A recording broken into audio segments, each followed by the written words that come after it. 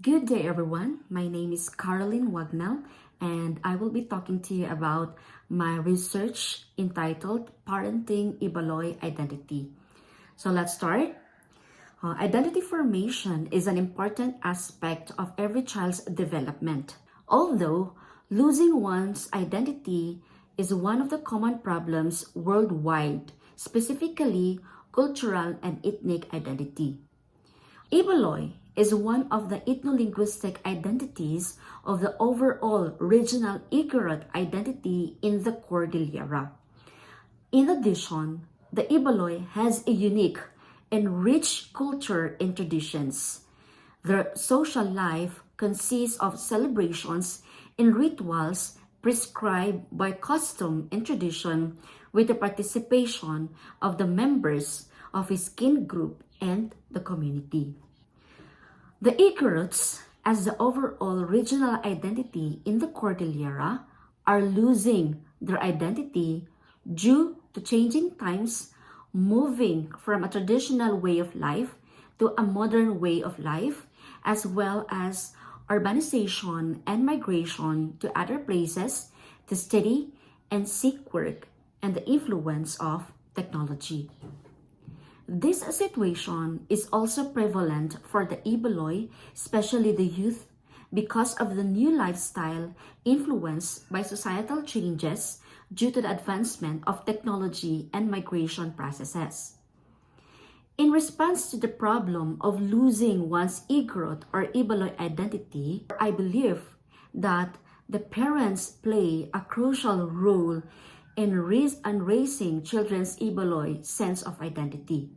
This study was able to describe the socio-cultural context of the parent informant that influenced his or her parenting.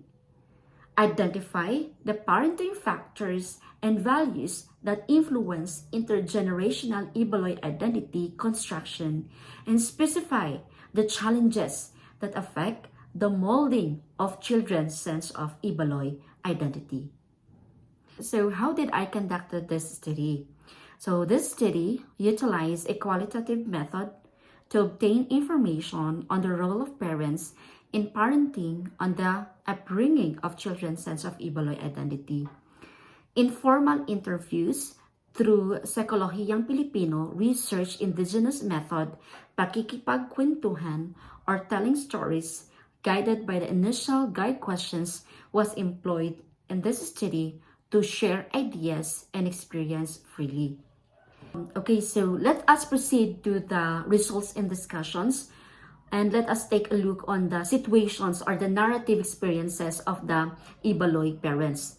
So the first one here is the parents are rooted in the locality.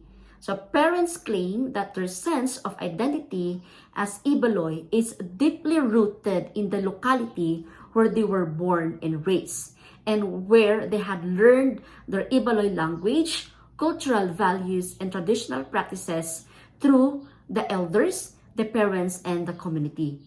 The second one, the parents participate in Ibaloy traditional practices in the community. So parent participants attribute their identity orientation to attendance to traditional ceremonies like pitchut or the kanyaw. The third one here is the parents also observe Ibaloy traditional practices at home.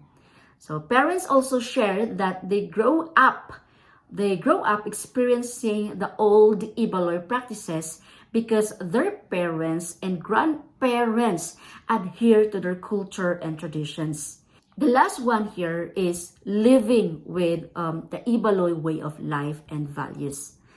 So for the Ibaloys, farming is life because it has been a source of their food, livelihood, and part of their daily living. Alright, so let us now proceed to the parenting factors that influence intergenerational Ibaloy identity construction. Okay, so when Ibaloy parents have to transmit or convey something to their children, they have the concept of indigenous parental communication through tabtabalan or conversation, explicar and bulikas, or it is where you will explain and explain the meaning.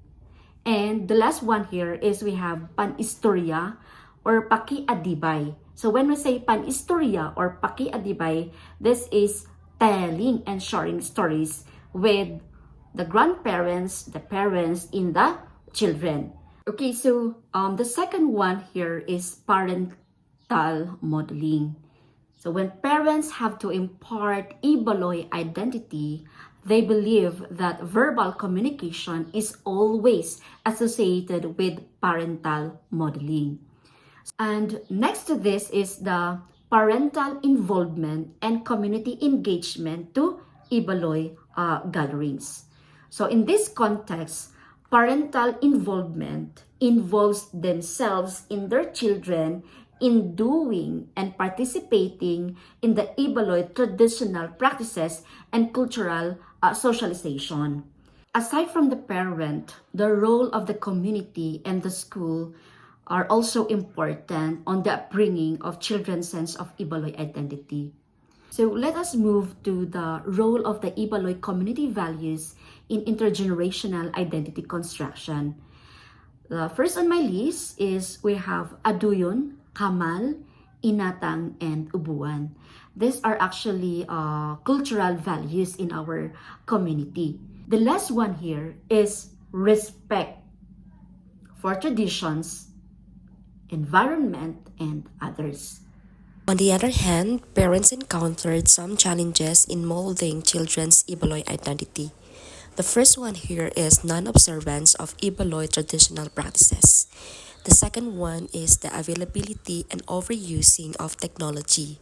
And the third one is loss of cultural materials and others.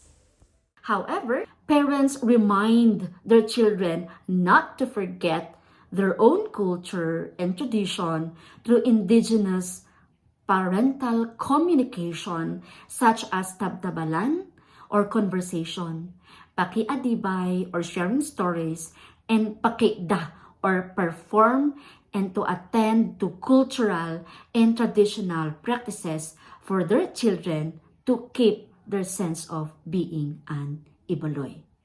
Alright, so with that study, I conclude that parenting still plays an important role in children's formation of Ibaloy identity. So this ends my presentation, and thank you so much for listening.